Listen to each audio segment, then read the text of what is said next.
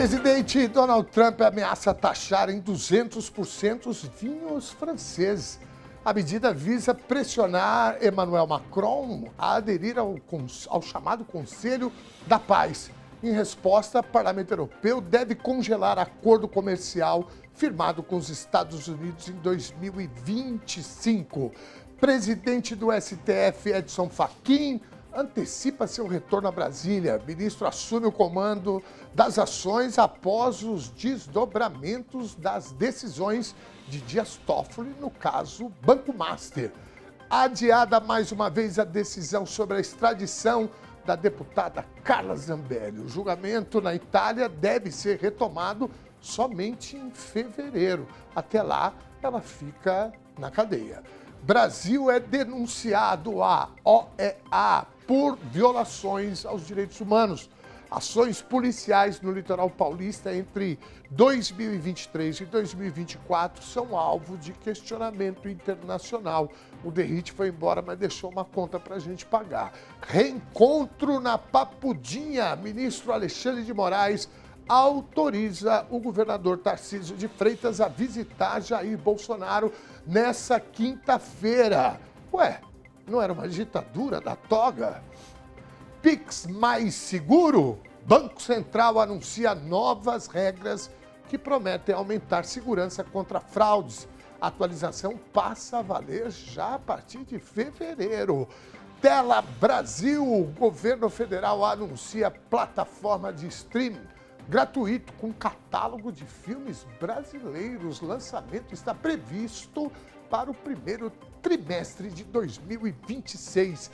Em visita ao Rio Grande do Sul, presidente Lula inaugura mais de 1.200 unidades do Minha Casa, Minha Vida nessa terça-feira. Tudo isso e muito mais a partir de agora. Este é o TVT News, segunda edição, ao vivo dos nossos estúdios na Avenida Paulista, de segunda a sexta, das 4 às 6 da tarde. Você acompanha aqui na TV dos Trabalhadores e Trabalhadoras uma cobertura completa e aprofundada. Trazemos as manchetes da política, debates sobre segurança, saúde, meio ambiente, além de esporte, cultura, cidadania. Aqui é o jornalismo que faz a diferença, com análise e entrevistas exclusivas.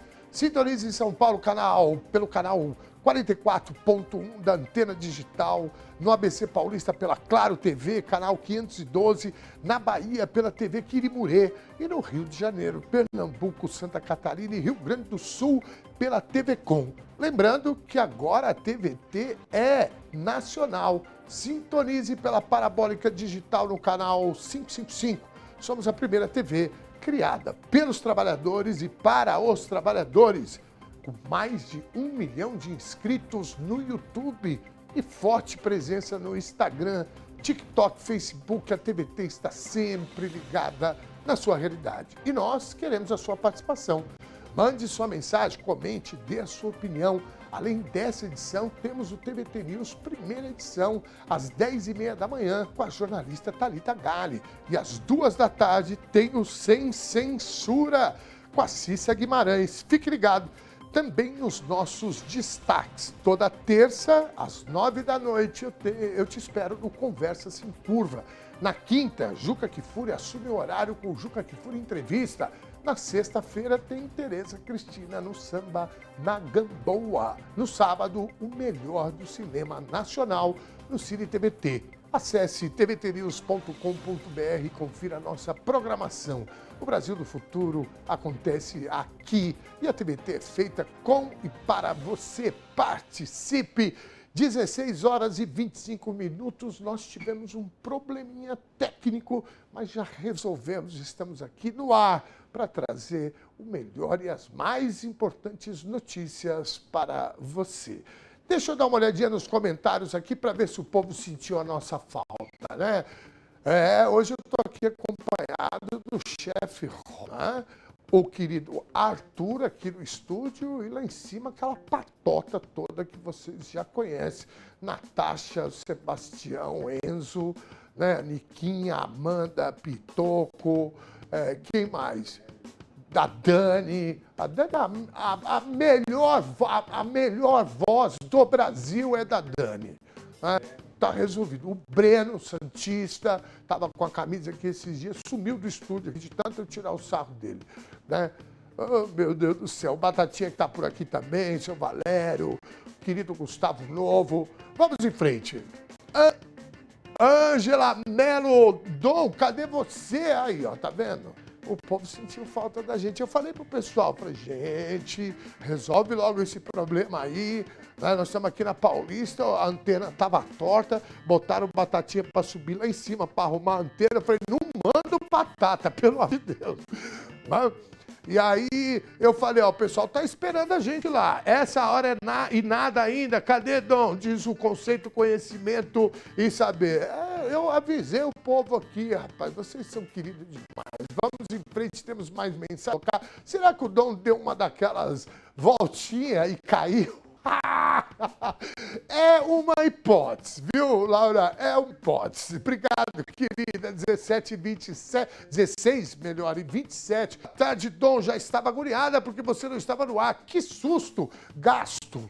Não é gato. Eu tenho certeza que deu um erro de digitação ali. É gasto. Obrigado, Mara, querida. Muito obrigado, viu? Vamos em frente. Zilda Siqueira, o Dom, graças a Deus, estamos ligados. Muito obrigado, Zilda Siqueira. É isso aí, pô. É tão bacana saber que a gente é querido, não é não, Robson? É bom a gente saber que é querido, né? Pô, é bom as pessoas falarem. Eu vou dar uma sugestão para você que está ouvindo. Não vocês que estão mandando mensagem, a nossa audiência que é fiel aqui. Sempre que você puder elogiar alguém, elogie. Isso faz bem para você, para quem ouve. Né? Então a gente fica muito feliz com essas mensagens de carinho, né? Sentir a falta. Cadê você? A gente estava aqui. É isso. Vamos em frente. Pode colocar mais mensagens aí. Hoje nós vamos ter que correr com o jornal. Ernesto, 20 minutos de abstinência. Eu não aguento. Diz a França. Aliás, você está terrivelmente elegante hoje. Parabéns, estilista. Olha, eu vou falar o seguinte. Tem uns invejosos aí que estavam dizendo que eu tô com figurino de motorista da diretoria. É muita sacanagem comigo, né? Não, mas é gozação, sabe por quê? Porque aqui é o seguinte, tem os dedos nas tesouras do meu querido Zé Neto, que é o mago das tesouras da Alfaiataria Fratelli, que é coisa de profissional, meu amigo, né? Todos os meus defeitinhos ele foi tirando com a tesoura só. Aqui nós vamos fazer aí, deixar mais pra cá, né? E aí você fica todo alinhado e tal. Obrigado, Maria França. Um beijo para você. Um abraço para o nosso amigo Zé da Alfaiataria Fratelli. Cris Guimarães, boa tarde. Chiquíssimo. Dom Ernesto, muito obrigado. Hoje a gente tem algumas transformações no jornal, na editoria e etc. E eu vim dessa forma para homenagear, né, as nossas mudanças e os nossos camaradas, colegas de trabalho, que estão empenhados em fazer um ótimo jornal para entregar para vocês, estranhando que eles estão lá tudo assistindo o jornal, né? Agora ficou lá, que bacana, vamos trabalhar, gente. Agora dessa vez, né? Vamos em frente, 16 horas e 29, deu porque o Dom não acertava o nó na gravata. Aqui a gente tem, aqui a gente obviamente não tem luxo, não tem essas curas todas, maquiador, cabeleireiro, não, aqui nós vamos por uma opção mesmo, né? É isso, nós não precisamos, com respeito aos profissionais dessa área, mas aqui a gente, vamos gastar os recursos com equipamentos, né? Mas o que a gente vai fazer? Mas o que eu quero dizer é o seguinte, aqui tem o Vandinho está aí ainda não, o Vandinho é um editor que ele é aqui, em nó de gravata. Então, às vezes, eu chego lá com 8 gravatas e falo, Vandinho, quebra essa para mim ali. Quero agradecer ao Wesley, que é o coordenador de edição, que permite essa questão, e o Boris, né, que também, né, acaba ficando sobrecarregado porque o outro está na minha gravata aqui. Brincadeira, mas salve para todos esses meus colegas de trabalho que eu acabei de falar aqui. Laurinha, um beijo para você. 16 horas e 31 minutos, acho que está na hora da gente começar as notícias. Ponto sério, né? Porque hoje o segundo ato de Donald Trump completa exatamente e o que o mundo testemunhou nos últimos 2 meses não foi apenas uma mudança de governo, mas uma ofensiva imperialista e autoritária que colocou a geopolítica em estado de alerta no mundo todo. Neste período, Trump demonstrou-se ser um desgovernado, que como um caminhão sem freio, um cavalo sem sela, ameaça e eventualmente é atropelar a soberania dos povos. Do sequestro de Nicolás Maduro aos tentáculos lançados em ação da Groenlândia, o que o mundo assiste é uma imaginação tosca do imperialismo do século XIX, reestilizado pela odiosa carapaça do fascismo moderno. Enquanto tem improcedentes dele líder global, na cozinha do seu país, o que se vê é o caos. Aquilo que Donald Trump apresenta para o é igualmente sombrio internamente. Peça o perdão presidencial aos invasores do Capitólio, aos país que até pouco tempo orgulhosamente se ava a maior democracia do mundo, institucionaliza uma verdadeira milícia para caçar imigrantes, separá-los de suas famílias e espalhar sob o hipócrita argumento de segurança nacional. A ciência também está sob o seu ataque. E este filme de terror, infelizmente, nós já vimos por aqui também. Guerras, vacinas, retirou imunizantes do calendário, colocou em risco a saúde de milhões de crianças. Tudo isso, a desastrosa política de coerção e com os tarifácios desestabiliza e atinge diretamente a economia de dezenas ou até centenas de países ao redor do mundo.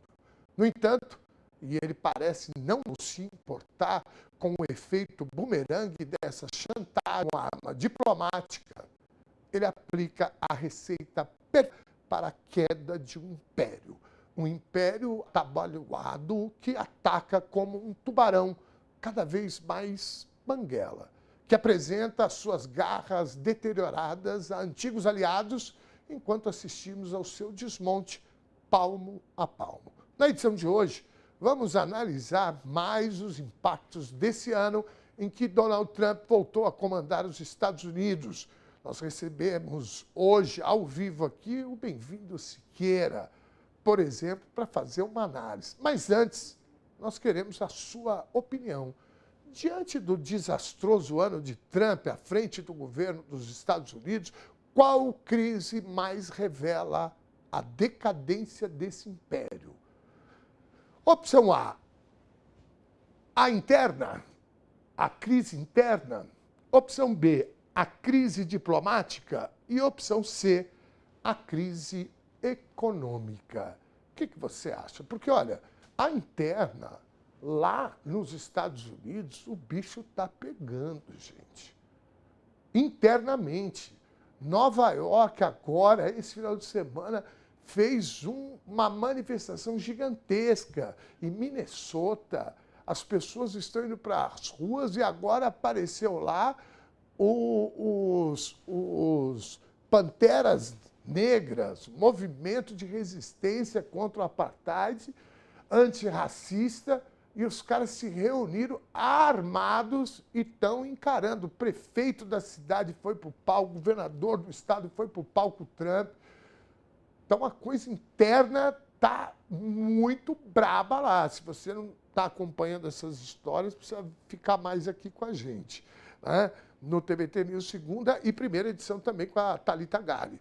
A crise diplomática, gente, esse cara sequestrou o presidente daqui da América Latina. Você pode não gostar do Maduro, pode ter discordância com ele, mas foi isso que ele fez. Agora ele está ameaçando tomar a Groenlândia. Não, não é, não tá brincadeira. A crise diplomática que ele criou, inclusive aqui com as taxações, né? O que está acontecendo agora? Está abrindo mercado para tudo quanto é lado. O Mercosul, ó, 25 anos na fila. A, a, o acordo entre a América Latina com a Europa, que vai fazer bem para a nossa economia, que você não tem tamanho disso. Muita gente está reclamando, não sei o quê, porque às vezes os caras pensam que o Lula é o Che Guevara e ele conseguiu fazer uma revolução popular aqui no Brasil, né? Às vezes as pessoas esquecem do Congresso Nacional. Aliás, o Nicolas Ferreira está andando nessa hora, né? Ele está indo de Brasília até, aliás, de Minas até Brasília, né? Caminhando de calça jeans, vai ficar tudo assado, né? Meu Deus do céu.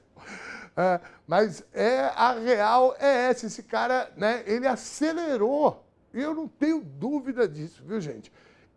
Essa forma dele tratar a diplomacia no mundo, taxação e etc., ele acelerou, por exemplo, a abertura de novos mercados para o Brasil e outros países do mundo inteiro, e também esse acordo do Mercosul, que estava há 25 anos para ser construído.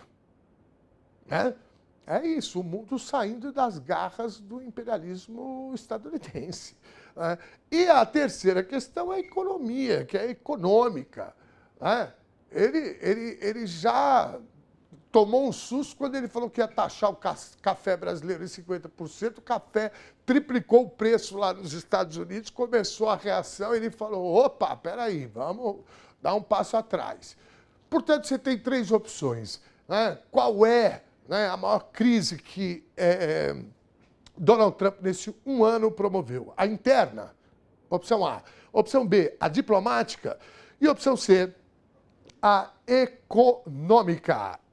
É isso, meu caro. Vote pelo YouTube da Rede TVT, que tem mais de 1 milhão de seguidores. Você vai lá na caixinha de comentários agora e vai aparecer lá a nossa enquete. Você que está pela TV Quirimurim na Bahia, por exemplo, 512 da NET no ABC, ou 44.1 aqui na cidade de São Paulo, ou mesmo pela Parabólica Digital, que é nacional, canal 555. É muito simples, você pode mandar um WhatsApp para a gente, que é coisa mais simples que isso. O número está na tela, 11 99798 4042. Mande sua mensagem, que ela vai aparecer aqui na tela. Não é, Arthur? É, meu caro. Vamos em frente. 16 horas e 38 minutos, morreu em Porto Alegre Volmar Santos, torcedor histórico do Grêmio e criador da Coliguei, a primeira torcida organizada gay do Brasil. A Coliguei foi fundada em 1977, em plena ditadura militar. Volmar era gerente de uma boate chamada Coliseu e se juntou a outros torcedores gremistas. A Coliguei ganhou fama de pé quente, tanto que foi convidada pelo Corinthians a assistir à final do Campeonato Paulista de 77, no Morumbi. Deu certo. O Timão foi campeão depois de 23 anos sem ser campeão. Desculpa falar isso, nação corintiana, né? Mas isso está na notícia, não tem nada... Eu tenho medo de corintiano, tá, gente? Então, estou aqui me justificando, senão depois eles se vingam aqui no meio do... eles têm orgulho disso. Muito bem. Eu converso agora com a Soraya Bertoncello, jornalista, doutoranda em comunicação, pesquisadora de futebol, identidades, torcedoras e gênero. E, acima de tudo, gremista. Boa tarde, Soraya, bem-vinda. Olha, uma data super importante, né, que vai ficar para a história, que é a partida dessa figura tão... importante, que quebrou paradigmas, né, inclusive regionais, não só de gênero. Né? Eu quero te agradecer a vinda aqui. Eu queria que você falasse um pouco, primeiro, o que é a Coliguei, né? Como é que funciona, muita gente não conhece. E também falar um pouco do personagem que a gente está homenageando. Boa tarde, Boa tudo tarde. bem? Imagina, eu que agradeço e, né, como tu disseste, é muito importante para mim, enquanto gremista, enquanto uma pessoa que pesquisa futebol, ter a oportunidade de falar da Coliguei, que eu sempre digo, título qualquer time pode ter, mas ter uma torcida gay durante a ditadura só o Grêmio teve, né? Então, é isso. A Colgate, ela surge ali em 77, que é um momento que a gente não tinha as torcidas organizadas tão masculinizadas como a gente vai ver depois nos anos 80 e 90. As torcidas ainda eram mais familiares.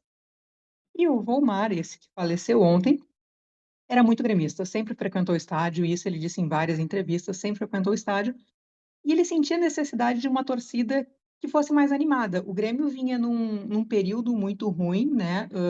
Só o Inter ganhava o Campeonato Estadual, ganhava, e a torcida não acompanhava esse Grêmio que precisava de apoio.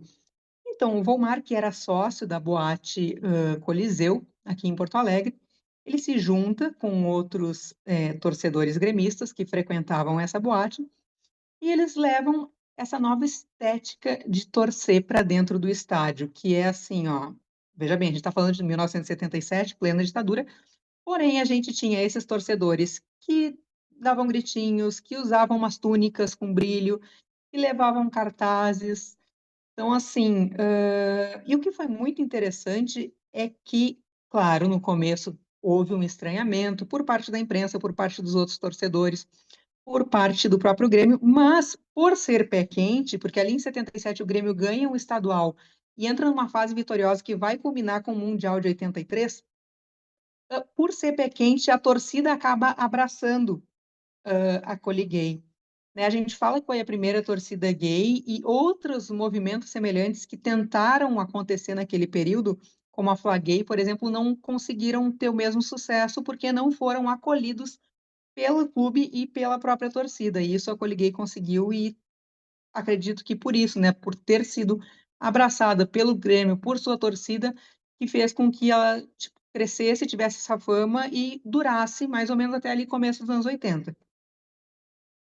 Muito bem. Uma curiosidade, não existe nenhum doc ou filme que conte essa história? Então, está sendo produzido agora um documentário, né? Desculpa, um filme. Ele está em fase ainda de produção, enfim. Ele é ficção. Ele vai ser estrelado pelo Irandir Santos, vai fazer o personagem principal da Coliguei, né? Que é, claro, é o Volmar, esse personagem, mas não se chama Volmar, é um personagem fictício. Eu tive a oportunidade, inclusive, de encontrar o Irandir quando ele estava no laboratório dele na Arena do Grêmio. Foi maravilhoso, foi muito legal. Os atores chegaram a ir para o estádio vestidos como se fosse a Colgate, foi muito bonito de ver. Eu que não vivia a Colgate, fiquei emocionada. E nós temos alguma produção acadêmica e literária, né, sobre a Colgate, porque assim, uma coisa que é interessante notar é que ali ela terminou quando o Volmar teve que voltar para Passo Fundo, no interior do estado, por questões familiares, e como ele era o grande agitador cultural dessa torcida, no momento que, né, a torcida perde sua liderança, ela vai enfraquecendo, deixa de existir, e durante muito tempo o Grêmio não falou da Coliguei, né? Só em 2014, com o lançamento do livro do Léo Gershman, que é um jornalista gaúcho, e volta a se falar na Coliguei. Naquele mesmo período, uma pesquisadora na URGS, Luísa Aguiar dos Anjos, faz uma tese lindíssima sobre a Coliguei, uma tese muito completa, com entrevista a ex-membros, com fotos, com notícias do Jornal da Época, um trabalho espetacular. E em 2016, o Grêmio, né, em 2012, o Grêmio vai para a Arena, e em 2016, no Museu do Grêmio, que fica na Arena, é inaugurado um painel. O painel se chama, se eu não me engano, Cores nos Dias de Chumbo, em homenagem a Coliguei. Então, foi ali, né, nessa metade dos anos 2010, que o Grêmio volta a falar dessa torcida, a falar com orgulho e falar com propriedade. Hoje, se a gente ver ontem o clube se manifestou, né, enfim, com uma nota de luto pelo falecimento do Volmar, e hoje, sempre que tem uma data representativa para a comunidade LGBT, como o 17 de maio, combate à homofobia, o 28 de junho, Dia do Orgulho, eles sempre trazem a memória da Coliguei, porque é isso que eles falam, que o Grêmio é o clube de todos, que teve essa torcida é a nossa história, essa torcida foi abraçada pelo Grêmio, foi abraçada pela sociedade em Porto Alegre em tempos muito difíceis, foi uma torcida que, antes de tudo, era muito gremista. Tem até um recorte de jornal no trabalho da Luísa, se eu não me engano, é um cartola do Grêmio que eles assim, são bichas, mas são nossas. Isso que importava. Acima de tudo, eles eram muito gremistas. Os que estão vivos continuam sendo muito gremistas. A gente vê, quem conhece, vê eles no estádio. enfim, são pessoas que estão com 70, 80 anos, continuam assim, ó, acompanhando jogos que eu não iria. Então, assim, nunca faltou gremismo e coragem para os torcedores da Coliguei. Talvez por isso que seja essa história tão rica e tão bonita, e que agora vai sim ser retratada nesse filme que é para sair na segunda metade de 2026. Que maravilha, viu? Eu perguntei porque quando eu conheci a história que eu não conhecia, eu falei, gente, isso é no mínimo um documentário muito, mas muito bacana, porque a gente sabe o quão homofóbico estruturalmente é esse país. E o futebol, ele tem uma força gigantesca, na minha opinião, que muitas vezes a gente pouco aproveita. A gente tem um exemplo do Corinthians, a democracia corintiana, agora você traz esse exemplo do Grêmio em relação a essa questão da comunidade LGBTQIA+, hoje.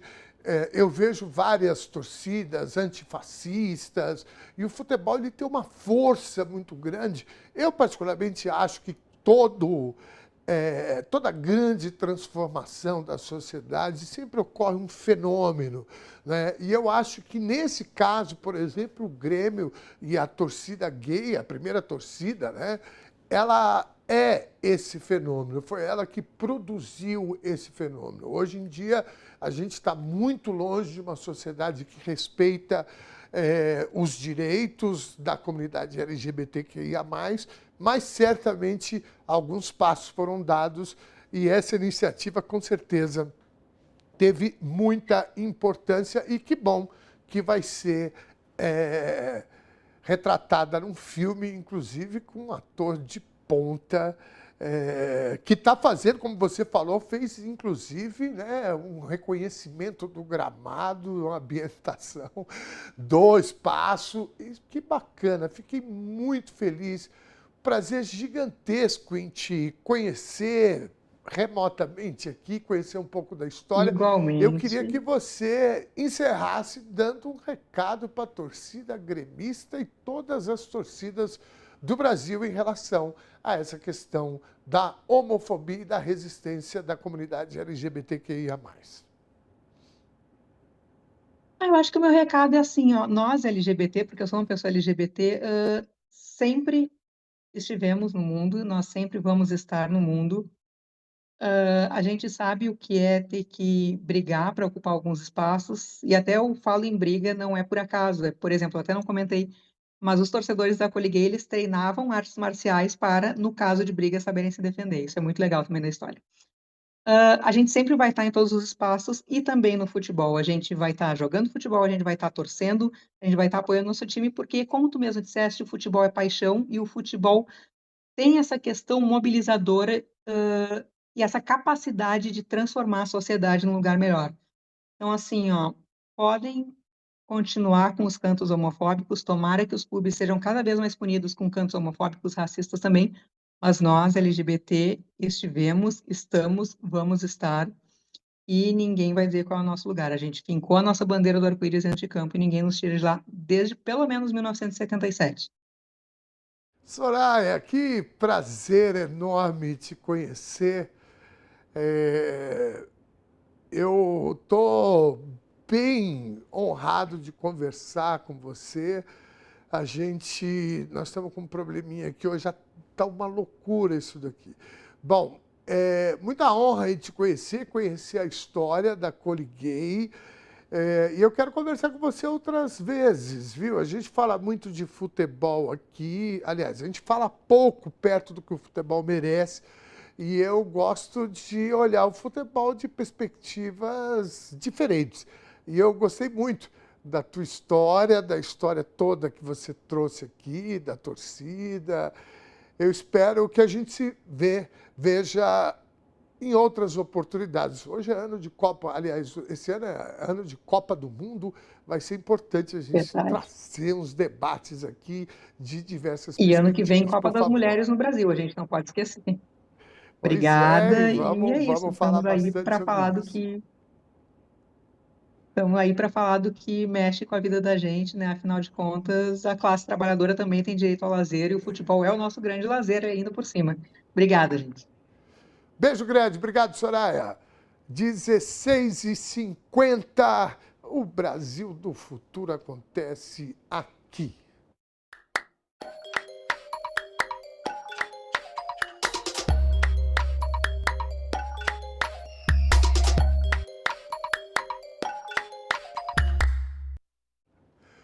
O governo de São Paulo faz o Brasil voltar ao banco dos réus internacional por causa de uma política de segurança pública que especialistas classificam como catastrófica. Não precisa nem ser especialista, né? Só você assistir o noticiário, sobretudo aqui na TVT, que a gente vai ver que é catastrófica mesmo. As operações Escudo e Verão, que deixaram um rastro de sangue na Baixada Santista entre 2023 e 2024. Foram levadas à Comissão Interamericana de Direitos Humanos da OEA.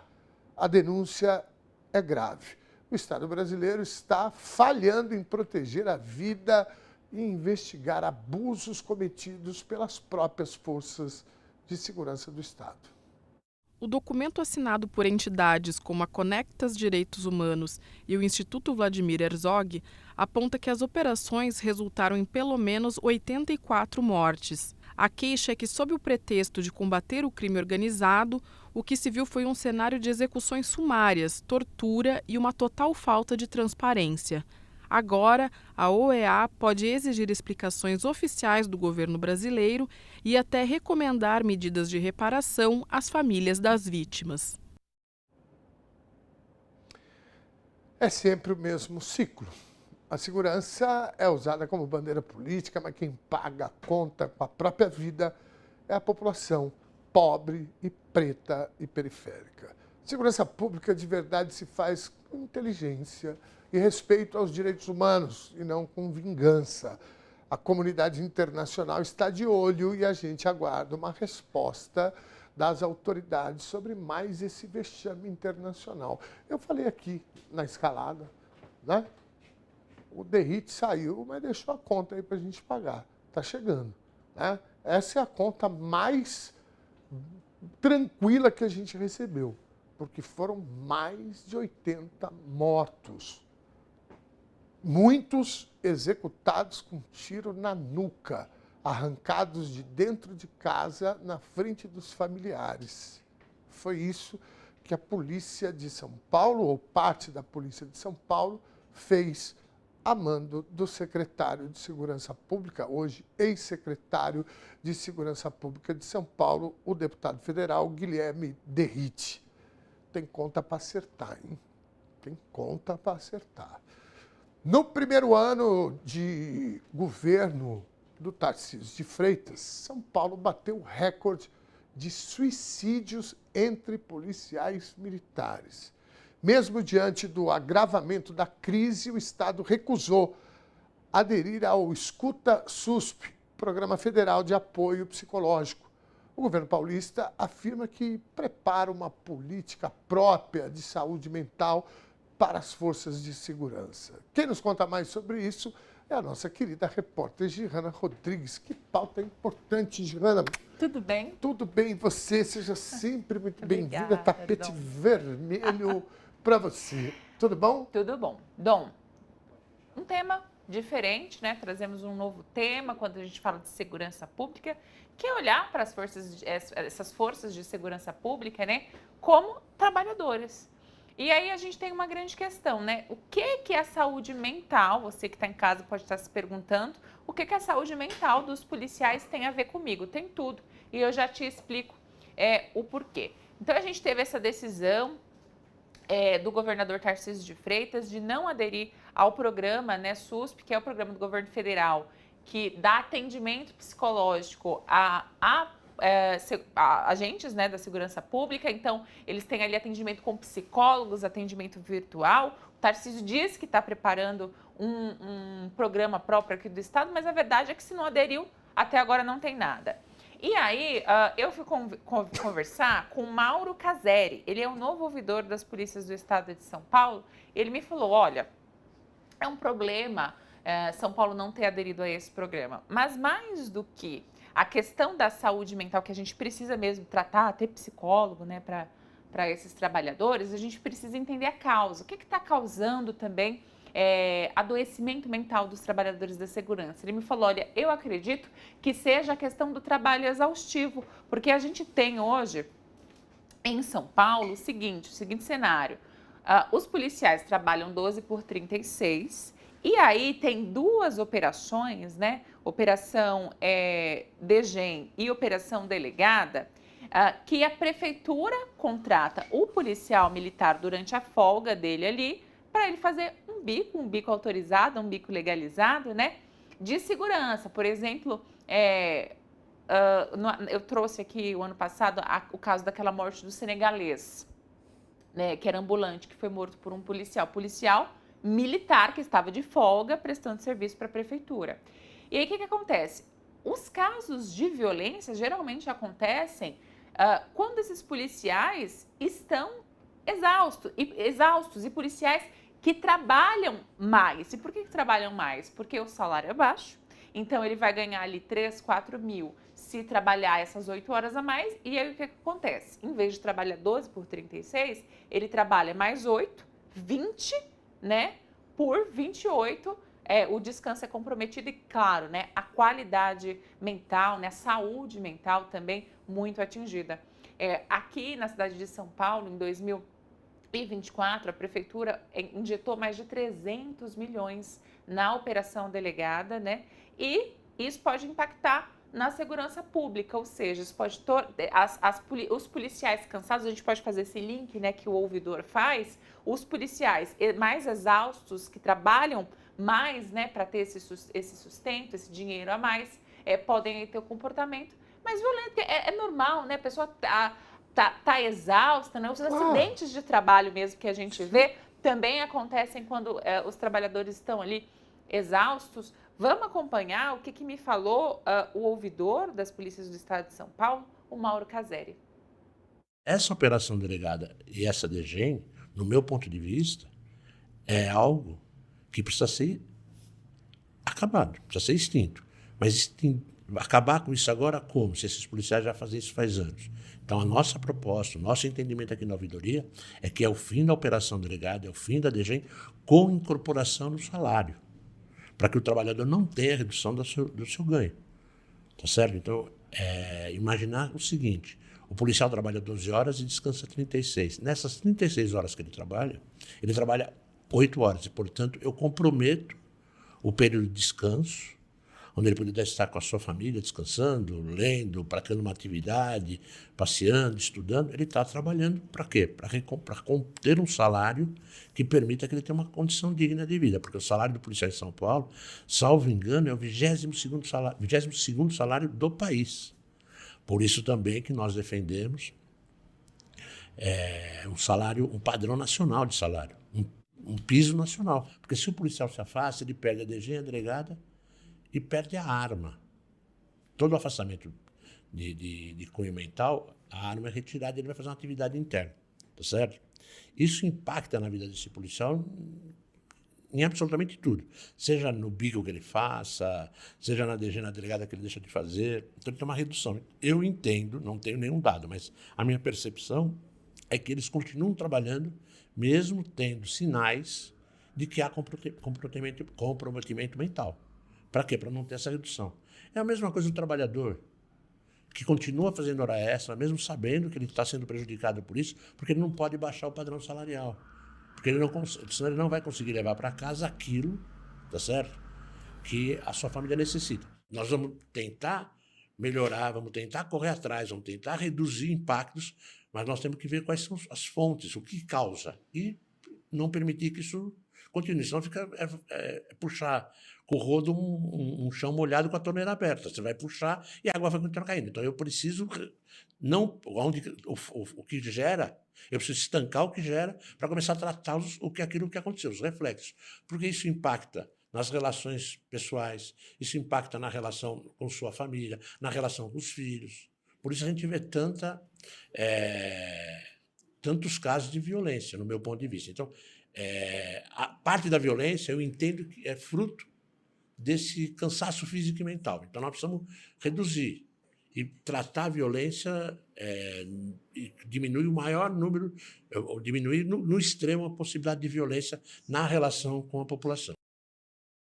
Tem um dado que é o mais recente, né, de 2023, do 18º Anuário do Fórum de Segurança Pública, e a gente teve em 2023, aqui no estado de São Paulo, 31 mortes, suicídios de policiais. Então, é preciso olhar para essa questão da saúde mental. Ele defende, Dom, então, que em vez de ter esse bico aí, que esse valor aí que a prefeitura paga, seja incorporado, de fato, ao salário dos policiais, né? Para a gente, para além de atacar o efeito com atendimento psicológico, atacar também a causa. E eu até quero convidar você que está em casa, abre seu celular agora, coloca lá no Instagram, né? Rede TVT, segue a gente lá se você já não segue. E olha, daqui a pouco vai sair um vídeo nas nossas redes sociais falando sobre esse tema de saúde mental e segurança pública. Compartilha, curte, porque é um tema que afeta toda a sociedade brasileira. Olha, o ouvidor aí, ele deu um dado que é autoexplicativo, né? Nós temos 27 estados, né, federações, e você tem São Paulo, que é o mais rico, 22º lugar com salários da Polícia Militar. Isso é um escárnio. E aí eu fico pensando, o governador, o antigo secretário de Segurança Pública, Guilherme Derrite, eles falam tanto, né, de valorizar a polícia, etc. Isso explica muita coisa, inclusive os suicídios, porque o que você falou, desde que eu me entendo por gente, a gente sabe que os policiais militares fazem bico no açougue, no bar, na boate, para sobreviver. Isso traz dois problemas seríssimos. Primeiro, abre margem para corrupção, porque você está falando de uma pessoa que anda armada e detém o poder de autoridade, né, nas ruas. E segundo, essa estafa, né, que leva muitas vezes, né, ao suicídio, como é a pauta da reportagem, mas, sobretudo, ao mau comportamento do policial. É difícil. Parece difícil, né? Quando a gente fala, como é que vai resolver essas questões da segurança pública e etc., tem coisas básicas que condição de trabalho, né? A gente está falando de condição. A gente debate tanto segurança pública, vamos debater Sim. condição de trabalho, salário digno, né? Sim. Também para os policiais militares. Olha, eu vou falar, é muita cara de pau dessa gente. E muitíssimo. Obrigado, viu? Não, de verdade, gente, eu estava assistindo aqui a matéria, né, maravilhosa da Gihanna Rodrigues, eu estava pensando nisso, falei, gente, 22º entre 27, nós aqui em São Paulo estamos com o 22º pior salário. E, né, vamos deixar claro, um dos estados mais ricos da federação. Aí as pessoas se perguntam, nossa, mas, né, como é que vai dar certo, não sei o quê, né? Por que essa violência, por que índice? Porque isso tem causa tanto contra a própria vida deles, como a própria vida das pessoas as quais são envolvidas nas ocorrências, né? É triste isso, viu? É triste. Toda a solidariedade à Polícia Militar de São Paulo. A gente critica aqui quando tem que criticar, né? E eu sempre faço questão de não generalizar. Agora, a causa, né, que faz com que a gente critique os policiais passa por essa questão do salário que eles recebem e o que isso traz de transtorno para cada um. É um horror. E ainda falando sobre ele, o carioca da gema, governador de São Paulo, o ministro Alexandre de Moraes, do Supremo, deu o sinal verde para Tarcísio fazer uma visita ao seu padrinho político, Jair Bolsonaro, na Papudinha, em Brasília. O encontro está marcado para a próxima quinta-feira. É interessante notar que, apesar de toda aquela gritaria contra as instituições, as críticas ao STF, a apologia que a extrema-direita sempre fez à ditadura militar, na hora do vamos ver, é o rito republicano e o cumprimento da lei que garantem os seus direitos. Bolsonaro, que tanto questionou a justiça, agora usufrui das prerrogativas que ela oferece. Tudo dentro das normas da execução penal. Tarcísio tinha feito o pedido oficialmente e Moraes não criou obstáculos, desde que as regras do presídio sejam respeitadas. O governador de São Paulo, que tenta equilibrar a imagem de gestor moderado com a lealdade ao líder da extrema-direita, vai ter que passar pelos mesmos protocolos de segurança que qualquer visitante. É o chamado choque de realidade. Quem sempre desdenhou da democracia e do devido processo legal, hoje depende justamente deles para receber um aperto de mão na cela. A visita ocorre em um momento onde a papudinha virou o ponto de encontro de quem planejou o golpe que nunca veio.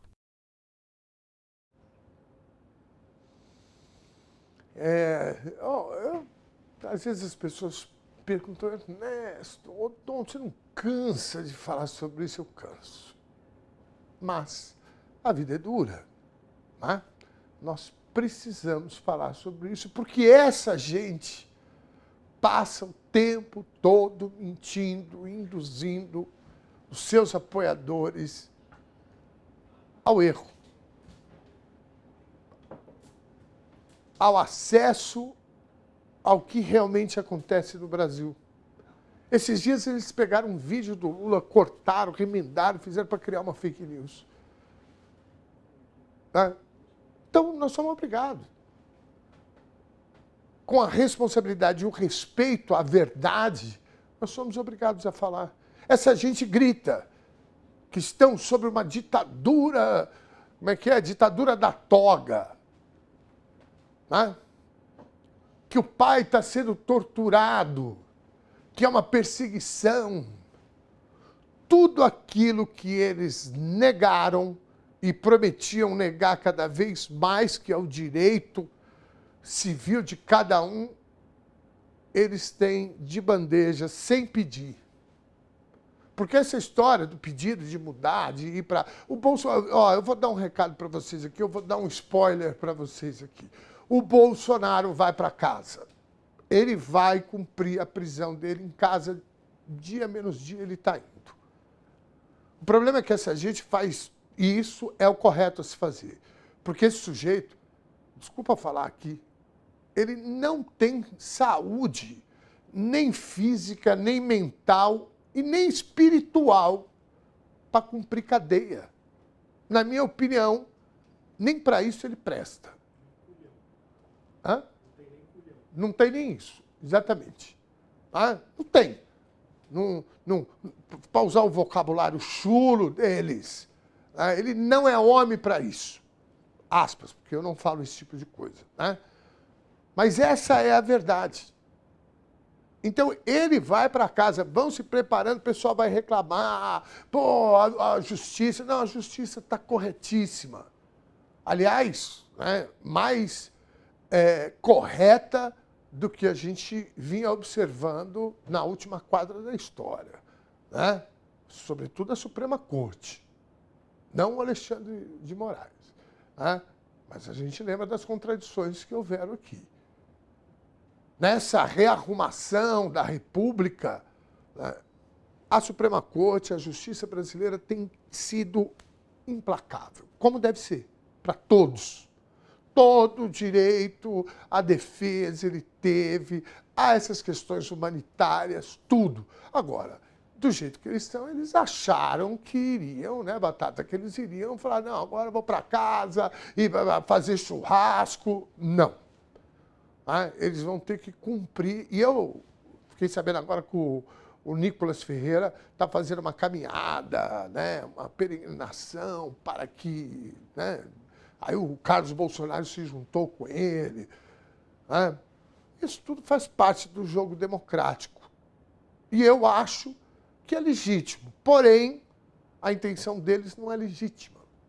A intenção deles é fazer uma denúncia supostamente de ele está sendo perseguido e torturado, tendo seus direitos e Não. Ele está tendo todos os privilégios que um apenado deve ter. Nada mais e nada menos. Às vezes eu fico pensando, né? Ele falava, tem vídeo dele aí para tudo quanto é lado, né? Eu sou a favor da tortura, eu não sei o que lá, cadeia é isso mesmo. Vamos lá. 17h10, a ex-deputada Carla Zambelli passou por uma nova audiência na Corte de Apelação de Roma, nessa terça-feira, para tratar do seu pedido de extradição. Apesar da movimentação, a justiça italiana adiou mais uma vez a conclusão do caso, alegando que não houve tempo suficiente para analisar todo o material apresentado. O julgamento deve ser retomado apenas na primeira quinzena de fevereiro. Zambelli, que teve o mandato cassado pelo Supremo no final de 2025, segue detida no presídio de Rebibbia, na Itália. Ela é considerada foragida pela justiça brasileira após ser condenada a 10 anos de prisão pela invasão de sistemas do Conselho Nacional de Justiça. O governo brasileiro agora aguarda a decisão final da justiça italiana para que a ex-parlamentar seja trazida de volta ao país para cumprir a pena imposta pela nossa Suprema Corte. Eu preferia que ela ficasse lá cumprindo pena lá, né? Que a cadeia lá também não é moleza não, tá, gente? Diz aí as más línguas que ela já foi agredida algumas vezes lá dentro. Né? Primeiro que ela é aquele personagem que a gente conhece, né? Ela não tem freio. Né? E não que isso seja correto, né, gente? Mas eu estou só fazendo um diagnóstico de como é que é a cadeia lá também. Aqui, né, na minha avaliação, vai ficar aí perturbando, né, todo dia. Ai, estou doente, preciso ir para casa, minha unha encravou, porque a manicure veio fazer minha unha encravou, né, estou com alergia, estou ouvindo vozes. Bom, ouvindo vozes a senhora já ouve há muito tempo, e por isso que foi para lá onde está. Parece coisa de cinema, mas é vida real. Uma mulher de 29 anos foi declarada morta pelo SAMU após um atropelamento, mas estava viva. Foi deixada na pista como se fosse um corpo sem vida, até que um outro profissional percebeu o erro e foi lá conferir. Fernanda Cristina Policarpo foi atropelada na rodovia Comandante João Ribeiro de Barros, em Bauru. A equipe do SAMU, que foi até o local, atestou o óbito ali mesmo.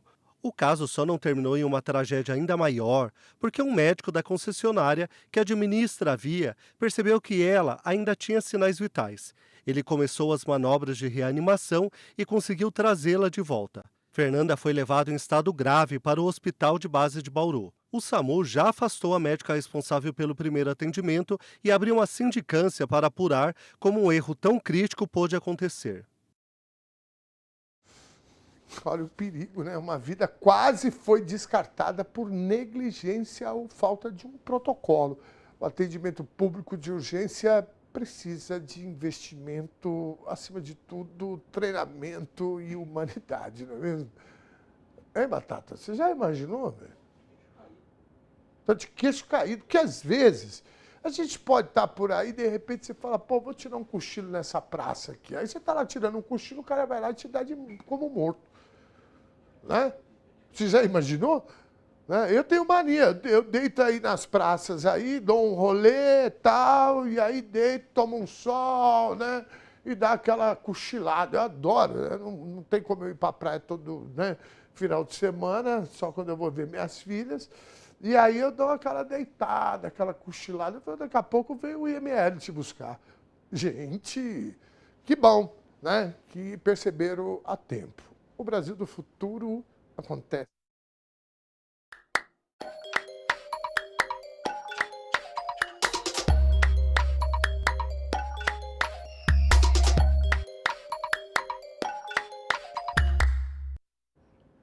Rapaz, eu estou pensando nesse negócio aí até agora, sabia? De verdade. Ainda bem que deu certo, né? Eita, nós, cara, daqui a pouquinho esse homem aí vai estar falando com vocês. Já está no ponto ou não? Acho que ainda não está. Já nós vamos. Que horas nós temos agora? Roda aí para mim o horário. Roda. 17h15, põe comentário na tela. Boa, Arthur. Aê, meu querido, põe comentário na tela que a gente precisa conversar com a nossa audiência. Marlene Maciel Carreira, boa tarde, Dom, que elegância. Valeu pelo rápido atraso. Meu médico falou para eu não fazer isso. Aliás, meu médico está querendo conversar com vocês aí também, viu? De verdade. Obrigado, Marlene, querida. Um beijo gigante para você. Vamos em frente. Fábia Medeiros, nossa querida. Dom, estava sentindo falta do nosso Jornal da Tarde. Um super abraço em ti e nos amigos da TVT. Eu falei para vocês. Eu avisei vocês todos aí que estão aqui. Eu avisei. O pessoal vai sentir falta da gente. Tá aí, ó. Né? Fábia, querida, a Batata tá mandando um abração pra você também, viu, queridona? Boa semana essa querida lá de Belém, a Niquinha aqui. Aqui tem torcida também da gente, viu? Só faltava essa, Dom atrasado pro jornal, Roberto Arruda Campos. Rapaz, eu peguei um trânsito. Mentira, eu peguei trânsito, brincadeira. Na verdade, a gente teve uns problemas aqui com a antena, porque no nosso prédio, aqui na Paulista, tem que ter antena aqui. Aí, às vezes, dá um rolo, o Batatinha tem que subir lá com a chave de fenda, com o alicate. Brincadeira, acontece os atrasos. Robertão, um abraço pra você, meu querido. Musa Rubra, boa tarde, povo. Hoje estou muito contido. Tenho trabalhar. O Musa, que é nosso querido, como é que chama isso, caramba? Participante do nosso, membro do canal, participante do nosso financiamento coletivo. Muitíssimo obrigado, valeu. Você que está nos assistindo, que quer participar também do financiamento coletivo, é muito simples, está aí o QR Code. Pum, R$4,90 por mês, a partir de R$4,90 por mês você já nos ajuda. Boa tarde, Dom, tudo certinho? Eu já votei na enquete de hoje, ligado aqui no TVT News, dessa terça, Misael Henrique, cidade de Tiradentes, São Paulo. Misael, tudo certo, tá tudo bem, hoje é terça-feira. Nós ainda estamos com aquela energia do início da semana. Abração para ti. Obrigado por estar aqui com a gente. 17h17. Doutor Rafael Plínio, grande Dom, acompanho sempre a segunda edição. Sempre coerente em matérias com qualidade. Abraços de Jabatiúma, Minas Gerais. É isso? Jabatiúma mesmo? Que maravilha, doutor Rafael. É isso aí. Cuidado para não crescer pelo na mão. Vamos em frente, 17h18. Abil Pedroso, boa tarde, gurizada. O acolhimento às torcidas gays comprova o quanto democrático é o futebol. Lamentável que estou acabando com ele. O povo tá aqui falando, porque não sei o que, ué, né? Não é isso? Né? O cara botou uma armadilha pra nós.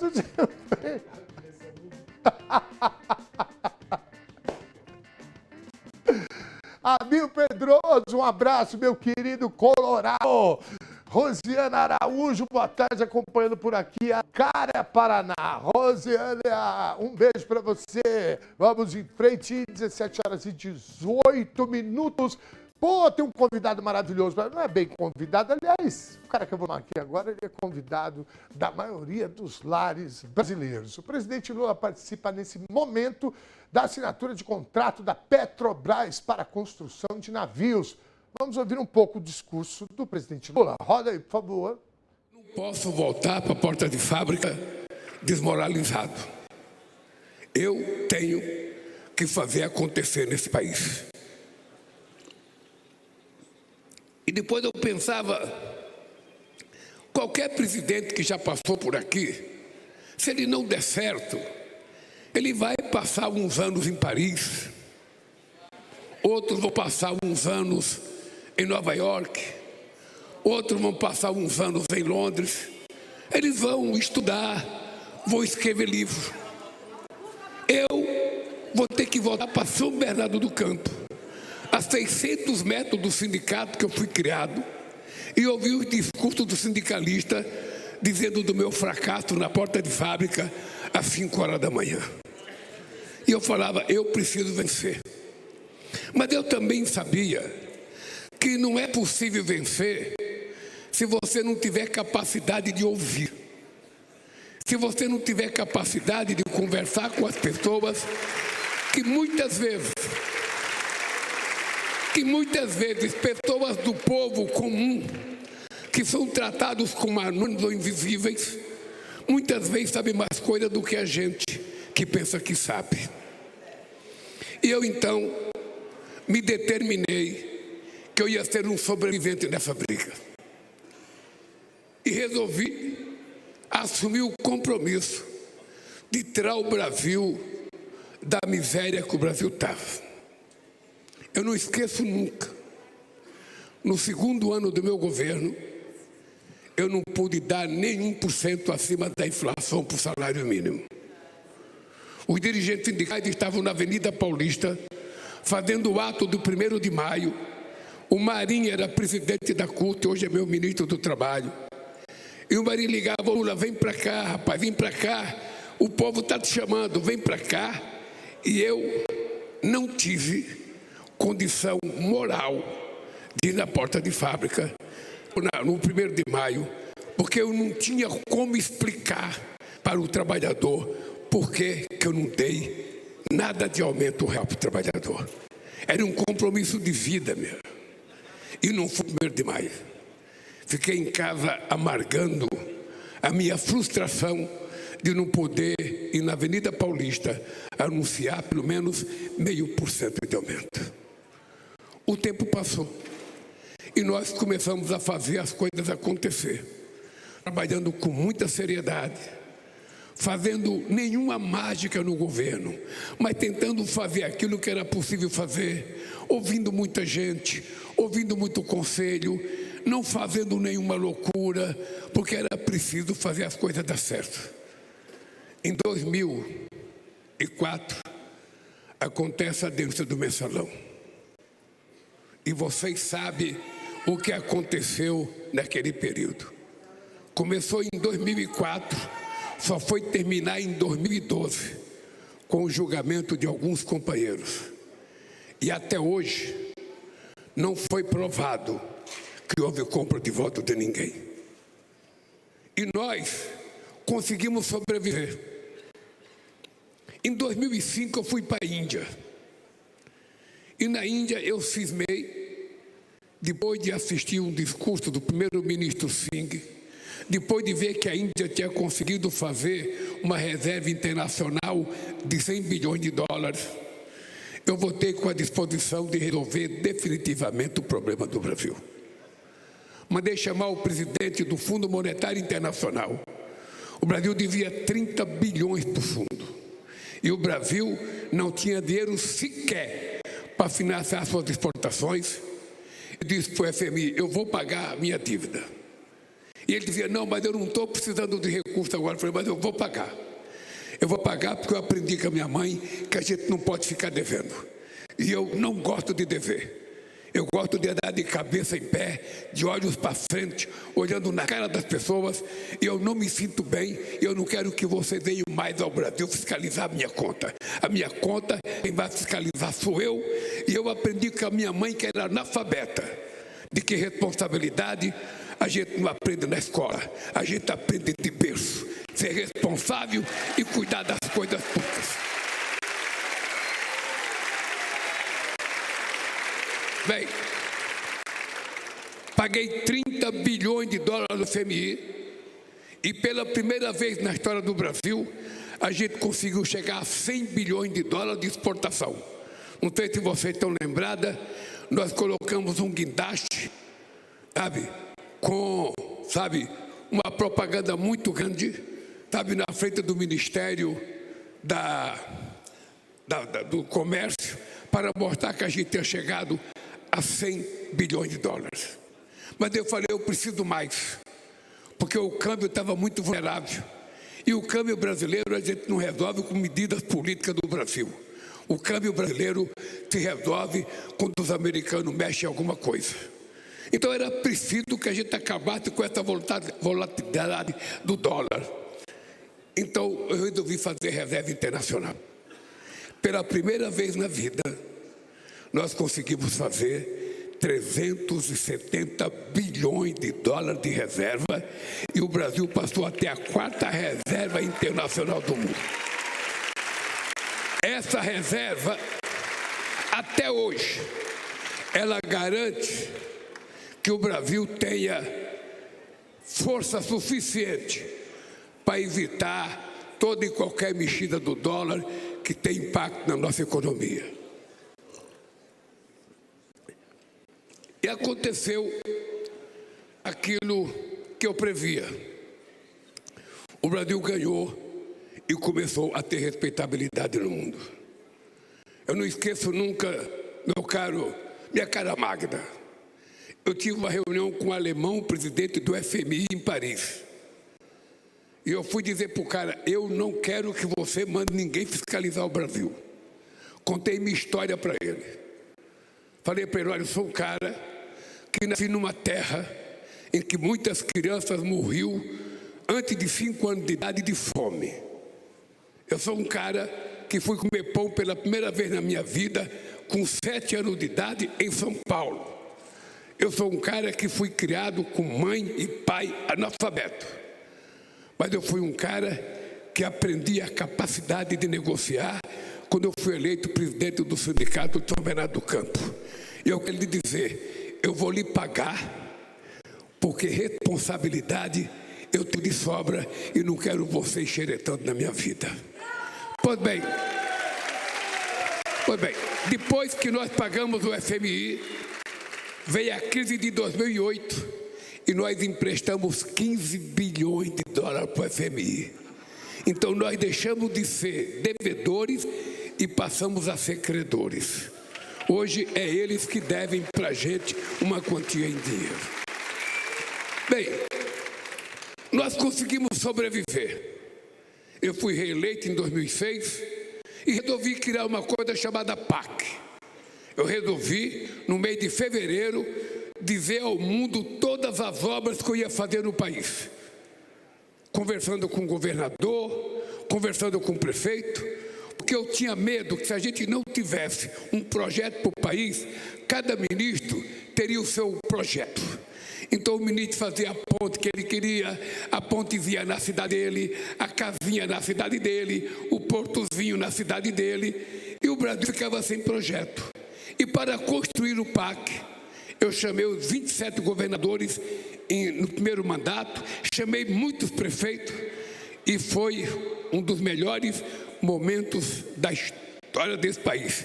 E foi aqui em Rio Grande, no discurso que eu fiz em 2009, que eu anunciei o dinheiro de 41 bilhões de reais para a ciência e tecnologia, para que a gente conseguisse recuperar os investimentos na ciência e tecnologia desse país. Pois bem. Muito bem. Isso aí é ao vivo lá em Rio Grande. Porque mais cedo o presidente Lula participou da entrega de um empreendimento do programa Minha Casa Minha Vida no município gaúcho de Rio Grande. Lula entregou um conjunto habitacional com 1.276 unidades em cerimônia no começo da tarde, na companhia de Rui Costa da Casa Civil, Jader Filho da cidade e outros ministros. No discurso, o presidente comentou o desempenho de Donald Trump, que hoje completa 1 ano na presidência dos Estados Unidos. Vamos assistir esse trechinho rapidinho, por favor. Eu estou falando isso, mas todo deputado é viciado nisso. Todo deputado. Eu estava esperando ver se tinha alguém com celular, que eu ia comer o fígado aqui. É porque às vezes você está falando, na minha sala é proibido entrar com celular. Meu gabinete não entra com celular. Mas às vezes você está falando e você fica olhando, as pessoas não estão na reunião. Você veja uma coisa, vocês já perceberam que o presidente Trump quer governar o mundo pelo Twitter? É fantástico.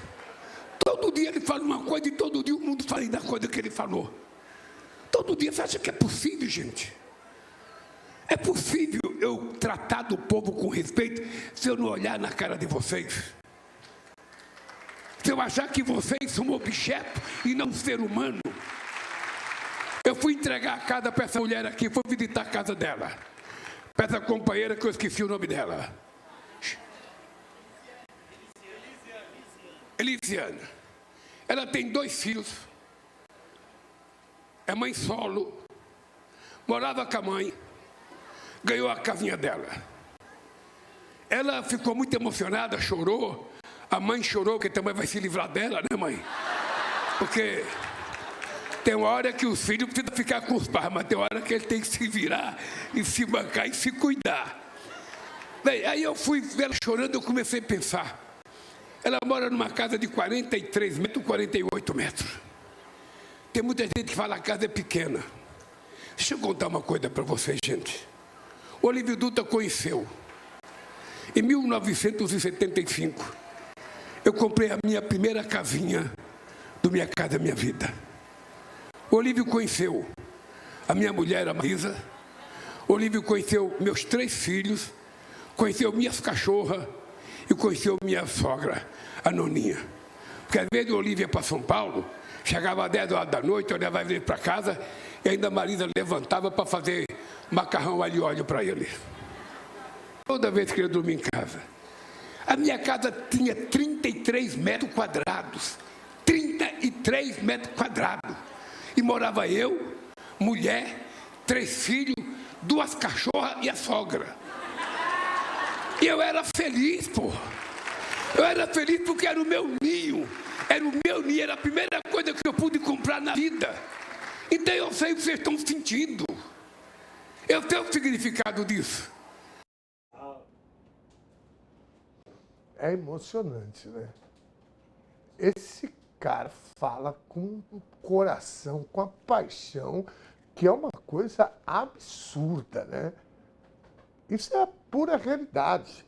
Né? Primeira casinha, e ele faz o relato todo, e tudo isso, né, não tem nenhuma... Né, tá adorando a pílula. Não, é a vida dele mesmo. Né? Ele, a Marisa, os 3 filhos, um que veio já com ela, né? E a sogra. Né? Eita, nós. Vamos em frente. E chegou a hora de uma das nossas atrações semanais, a participação do grande artista Bem-vindo Siqueira. O que é assunto no Brasil e no mundo é assunto para Bem-vindo. Boa tarde, camarada. Você ouviu, Bem-vindo, essa fala do presidente Lula, meu querido? Queria que você comentasse, se possível. Boa tarde, comandante. A cara do Bem-vindo. Olha o bom humor dele hoje. Dá uma olhada.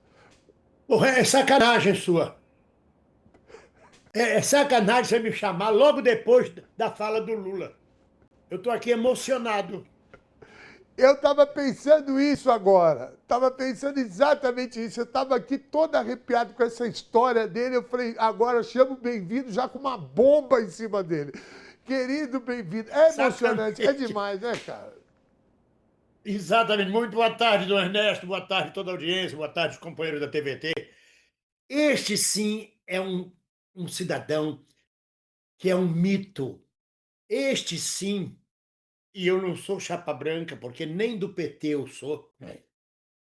Este, sim, é uma pessoa épica, epopeica. É um herói de uma epopeia. É um vitorioso. Ele não é um borrado. Desculpe eu assoar o nariz, mas eu estou emocionado. Ele é um vitorioso. Ele não é um borrado que fica soluçando pelos cantos, dizendo ai, não. Puxou quase 2 anos de cadeia com toda a dignidade. Não quis romper tornozeleira, não quis sequer tornozeleira. Foi para a cadeia de boa, cumpriu o que tinha que cumprir, voltou, se reelegeu presidente. Isto é uma epopeia, é a história de um homem que é uma vitória. Por pior que se fale dele, ninguém tira da história do Brasil um presidente que se reelegeu 3 vezes presidente do Brasil. Ninguém nunca, jamais fez isso de forma democrática e vai se reeleger pela 4ª vez. Gente, eu não estou aqui lambendo saco de Lula nem coisa nenhuma. É que é emocionante a história de uma pessoa que mostra esse ritmo de vitória, que tem esta história para contar.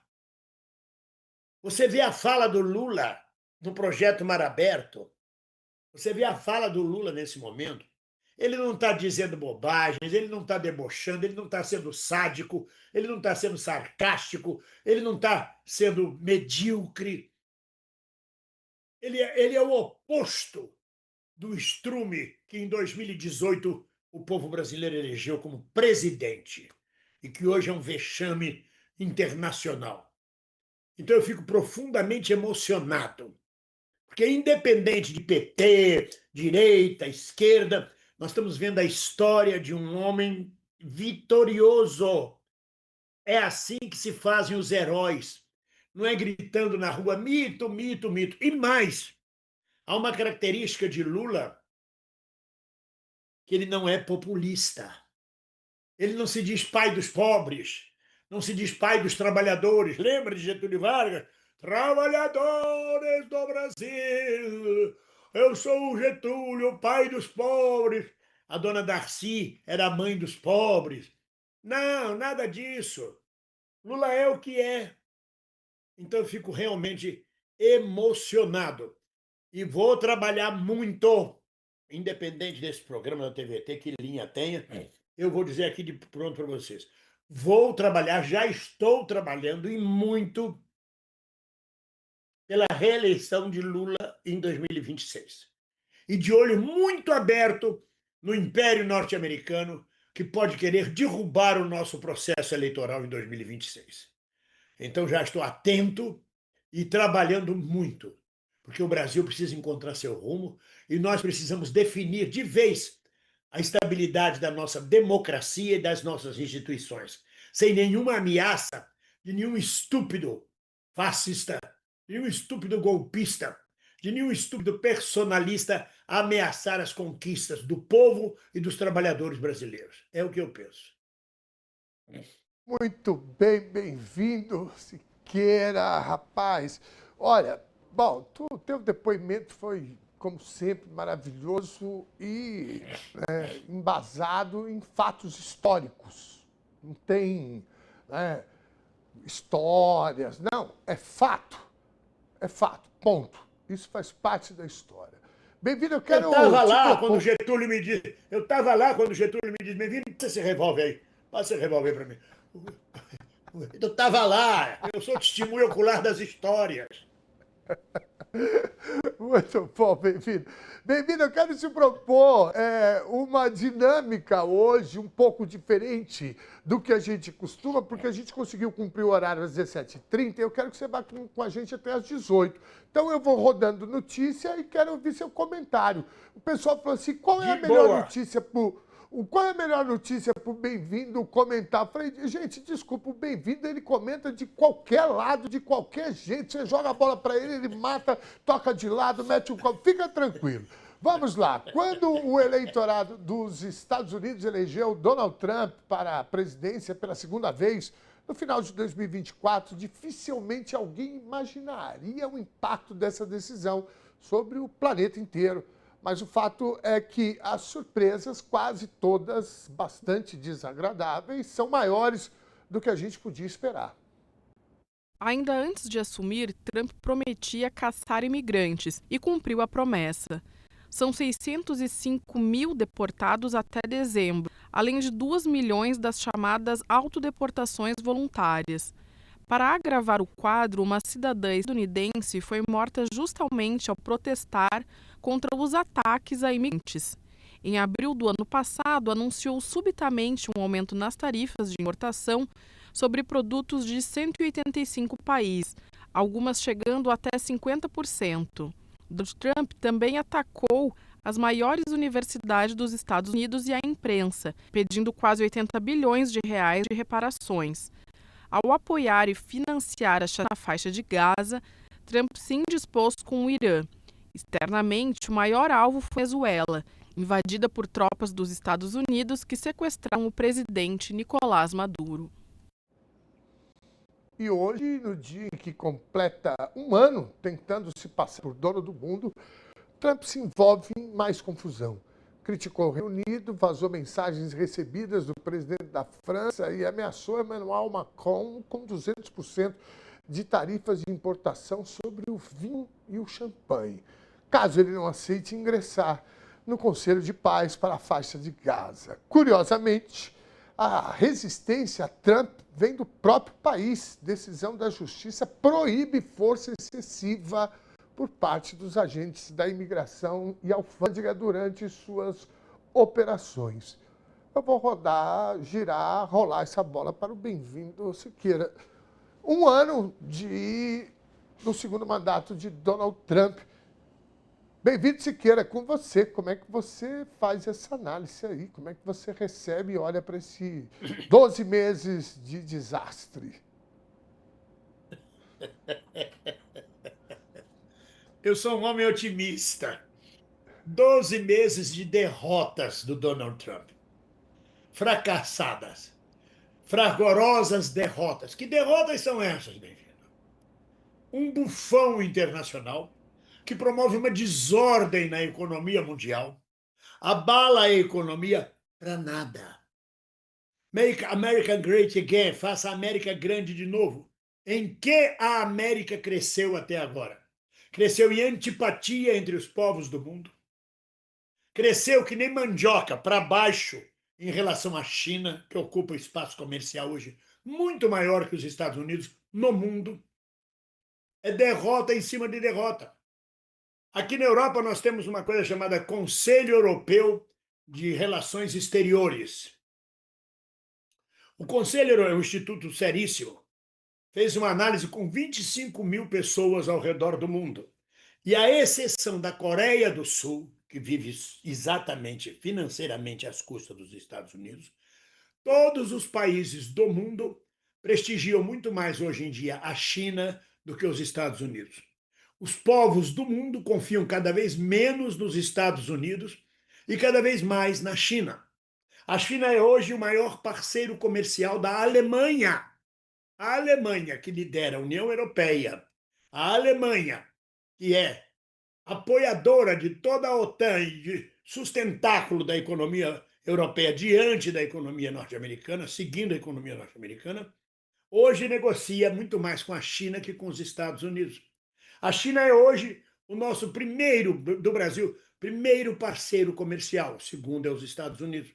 As ações de Donald Trump neste ano levaram o mundo a buscar outras alternativas de comércio e relações internacionais, a realinhar a economia em função das loucuras deste senhor, deste bufão. E quem ganhou com isso? A China e o Oriente. Quem perde com isso? Os Estados Unidos.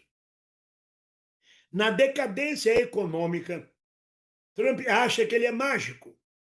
Trump não existe porque é Trump. Não tenhamos ilusão assim. Apareceu um homem chamado Donald Trump. Se fosse a Kamala Harris, se fosse o fulano, seria diferente. Nananina, não. O homem aparece em função da história, em função da economia. Donald Trump não apareceu porque ele é Donald Trump, salvador do mundo. Assim como Bolsonaro apareceu aproveitando uma janela em 2018 da instabilidade política do país.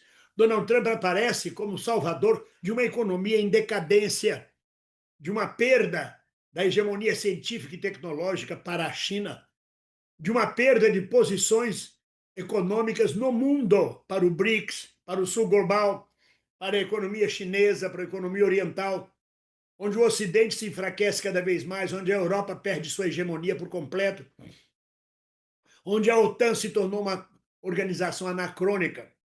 Aí tem que surgir um homem como Donald Trump, cheio de agitações e propagandas, fazendo coisas espetaculares para chamar a atenção e passar ao povo norte-americano que ele é um grande presidente, que ele é um presidente gigantesco, que quer anexar a Groenlândia e tornar os Estados Unidos maior ainda.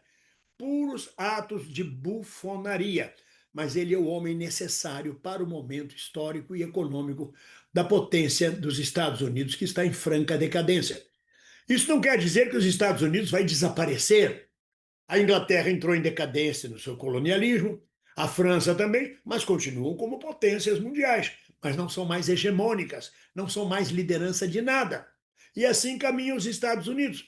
A invasão da Venezuela e o aviso dado a todos os governos da América Latina, do México até a Patagônia, o aviso dado por Trump de que ou vocês obedecem a mim ou eu invado o seu país e prendo seus presidentes, é para garantir um quintal, um naco, um quinhão comercial, um quinhão de riqueza na parte do mundo que já foi toda dos Estados Unidos e que hoje ele não controla mais e vai controlar cada vez menos.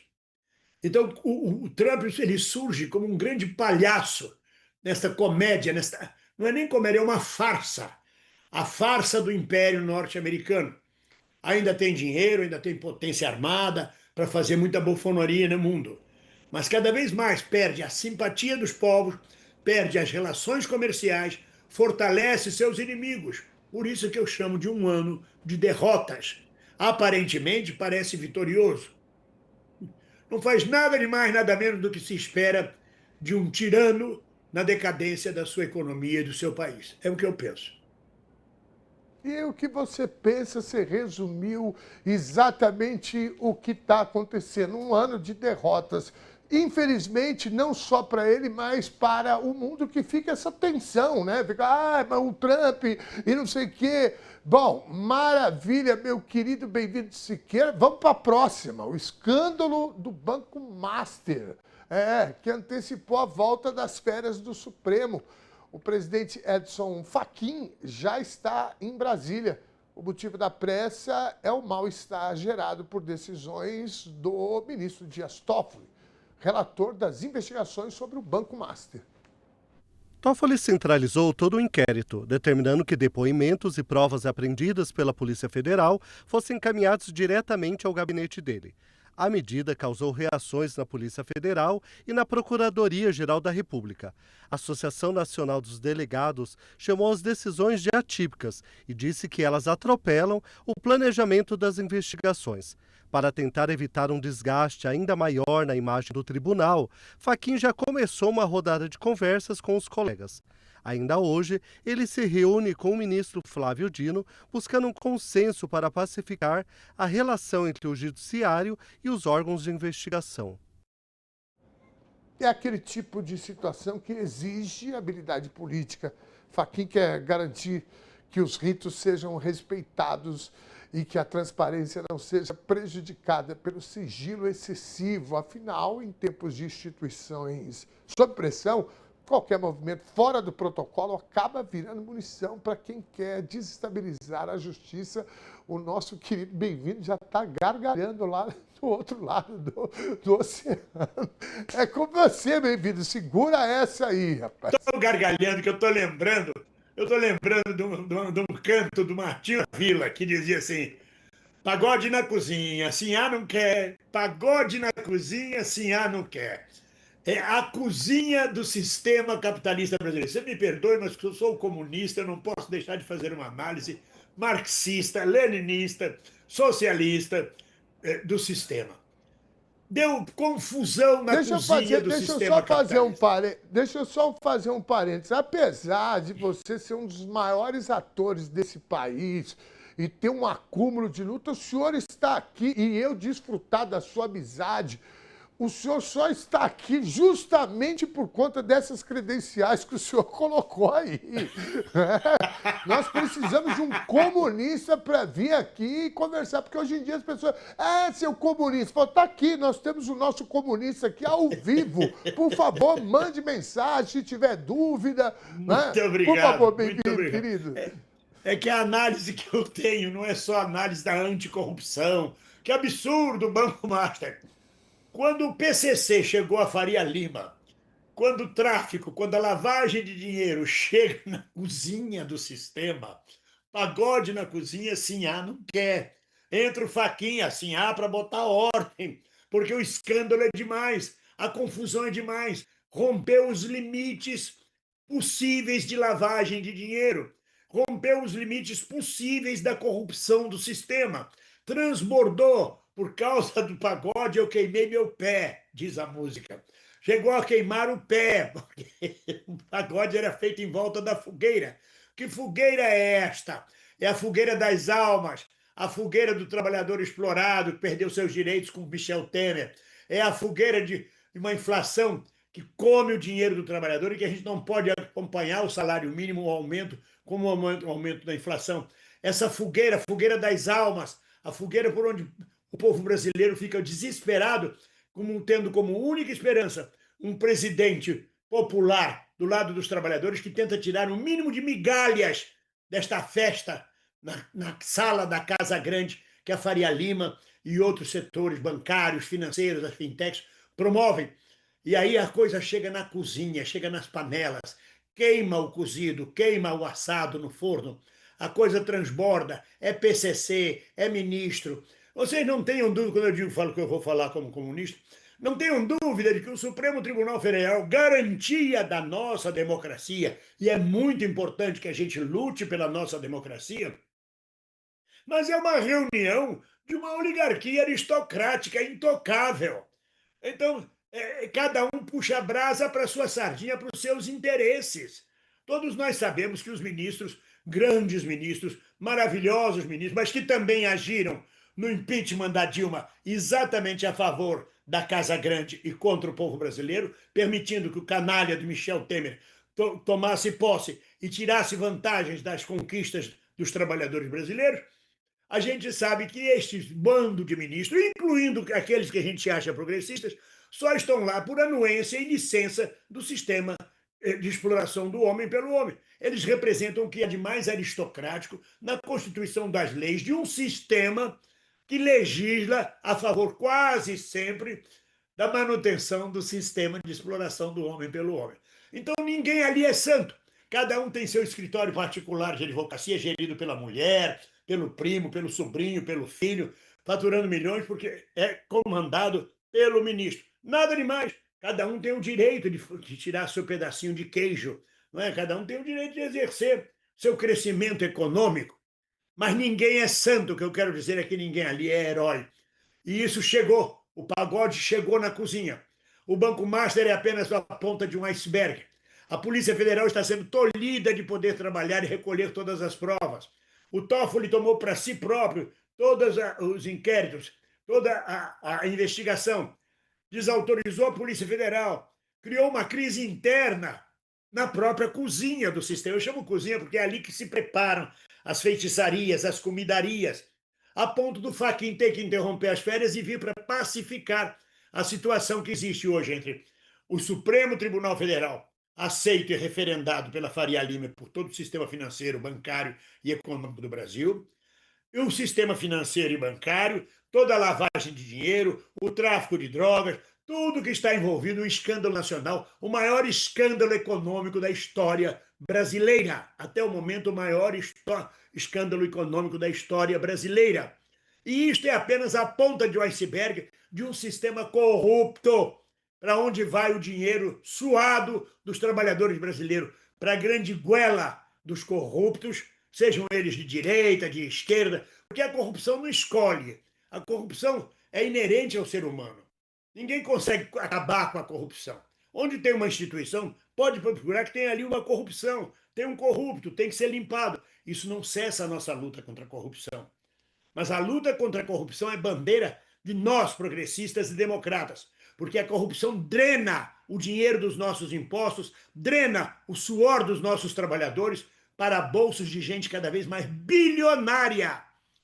E então vamos puxando uma pena e vem a galinha toda. Vamos começar por aí. Vamos ver como é que fica essa situação.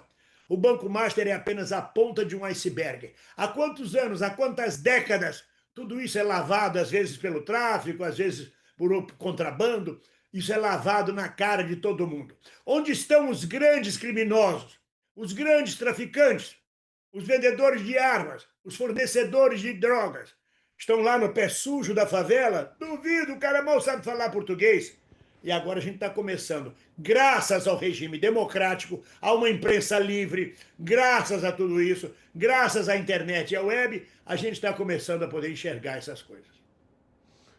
Bem-vindo, Siqueira. Eu adorei esse improviso que nós fizemos aqui de ir jogando as matérias, notícias para você comentar. Eu adorei, meu caro. Quarta-feira que vem, não, amanhã próxima, estaremos juntos, combinado? Combinado. Valeu. Muitíssimo obrigado. Bem-vindo, Siqueira. Um beijo, querido. Um beijo, muitíssimo obrigado. Esse é um figuraça. Vamos em frente, que eu ainda tenho algumas notícias rápidas para dar para vocês aqui, antes da gente terminar a edição de hoje. A Secretaria Municipal de Saúde iniciou hoje uma mobilização para ampliar a cobertura vacinal contra o sarampo em pontos estratégicos da capital paulista. Até a próxima sexta-feira, dia 23, postos de vacinação estarão em operação em 6 estações de trem, funcionando das 8 da manhã às 5 da tarde. A iniciativa, em parceria com a CPTM, busca democratizar o acesso à imunização, levando as doses para os eixos de grande circulação de trabalhadores e trabalhadoras. As estações contempladas são Comendador Hermelindo Guaianazes, Itaim Paulista, Jardim Romano, Palmeiras, Barra Funda e São Miguel Paulista.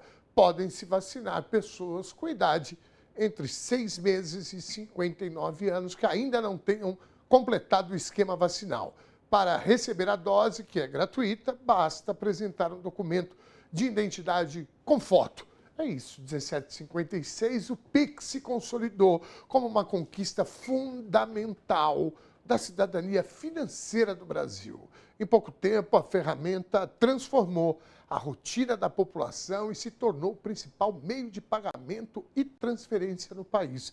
No entanto, o avanço tecnológico também trouxe o desafio de enfrentar organizações criminosas que buscam explorar brechas para subtrair o patrimônio dos trabalhadores. Para fortalecer a segurança pública digital, o Banco Central determinou que, a partir de fevereiro, as instituições financeiras adotem protocolos mais rígidos de proteção ao usuário. A grande novidade é que, se você trocar de celular ou tentar fazer um Pix de um computador novo, o limite será mais baixo, R$ 200 por vez e um teto de R$ 1.000 por dia, até que você autorize o aparelho. Isso serve para evitar que alguém que roube seus dados faça grandes transferências de sua conta. Além disso, o mecanismo de devolução ficou mais inteligente. Agora o sistema consegue rastrear o dinheiro, mesmo que o golpista vá de conta em conta para tentar esconder o rastro de transferências. Os bancos também vão ter que olhar de 6 em 6 meses quem são os clientes que têm histórico de fraude e já ir cortando o mal pela raiz. É isso, meus caros e caras, as novas regras. Aliás, parabéns para essa arte produzida aqui pelo nosso departamento de arte. Aparelhos novos, limite de R$ 200 por transação e R$ 1.000 por dia. Rastreio inteligente, transferência poderá ser bloqueada mesmo se passar por várias contas.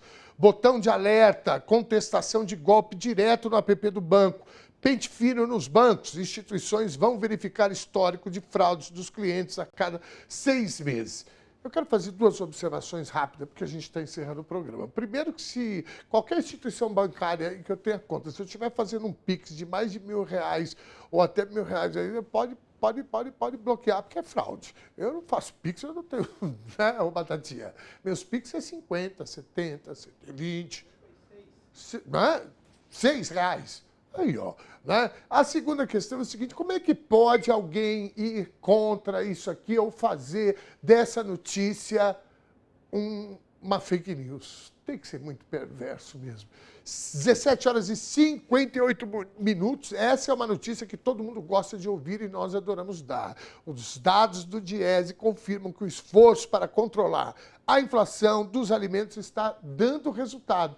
No segundo semestre de 2025, a cesta básica ficou mais cara em todas as capitais do Brasil. A redução mostra que a política econômica está no caminho certo, priorizando o consumo básico e o poder de compra de quem realmente move a economia do país. A queda foi puxada por itens essenciais que tiveram safras positivas de uma logística de distribuição mais eficiente. Em algumas capitais, a redução chegou a ser bem significativa, o que ajuda a aliviar o orçamento doméstico no final do mês. Com a comida mais barata, sobra mais dinheiro para outras necessidades básicas, como saúde e educação. O governo atribui esse cenário à estabilidade do dólar e ao apoio ao pequeno produtor, que garante que o alimento chegue com preço mais justo às prateleiras dos supermercados em todas as regiões do Brasil. Muito bom, né? Notícia boa de dar, né? Hoje é dia de Conversa Sem Curva na TVT, programa que eu tenho o prazer de apresentar. E o nosso entrevistado dessa terça é nada mais, nada menos que o ministro de Estado, o ministro do Desenvolvimento Agrário e Agricultura Familiar, Paulo Teixeira. Além de advogado, Paulo Teixeira foi deputado federal por 5 mandatos, aliás, e está licenciado, e hoje, no governo Lula, lidera essa pasta que é essencial ao combate à fome no Brasil. Vamos ver um trechinho rapidinho que a gente tem que encerrar já. Olha lá. Qual é o resultado desses 3 anos do governo do presidente Lula? O Brasil saiu do mapa da fome. E, ao mesmo tempo, a classe trabalhadora brasileira teve o maior índice de valorização da renda salarial da história do Brasil. Logo, o primeiro investimento que a família faz é em alimentos. E o grande desafio foi produzir alimentos. Então, o Brasil saiu do mapa da fome. Nós chegamos agora no fim do ano com inflação de alimentos, puxando a inflação para baixo, e o povo comendo mais. Você não pode perder hoje no Conversa Sem Curva, inédito com o ministro Paulo Teixeira, 9 da noite aqui na TVT. Eu aguardo vocês. Vamos ver o resultado da nossa enquete. Dá para colocar na tela aqui rapidinho, por favor. Aí, ó, após um ano de Trump, qual crise dos Estados Unidos revela mais a decadência desse império? Para 42% da nossa audiência, a questão interna.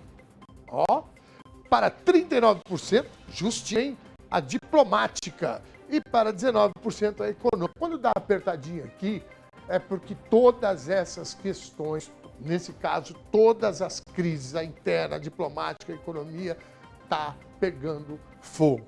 Muitíssimo obrigado pela sua companhia, a você que participou aqui com a gente, né, da nossa enquete, que votou e etc. Nosso muito obrigado. Segunda, a gente está de volta às 4 da tarde, ao vivo, com mais notícia, opinião. Segunda é amanhã, não é quarta, né? Acho que eu tô meio atrapalhado, não é possível. Mas é, comecei atrasado o programa, é quarta-feira, gente, dia de feijoada, né? Fundão que eu digo, uma feijoada aí. Bom, vamos lá. Até amanhã. Beijo grande, desculpa o atraso hoje. Amanhã a gente promete ser pontual. Valeu!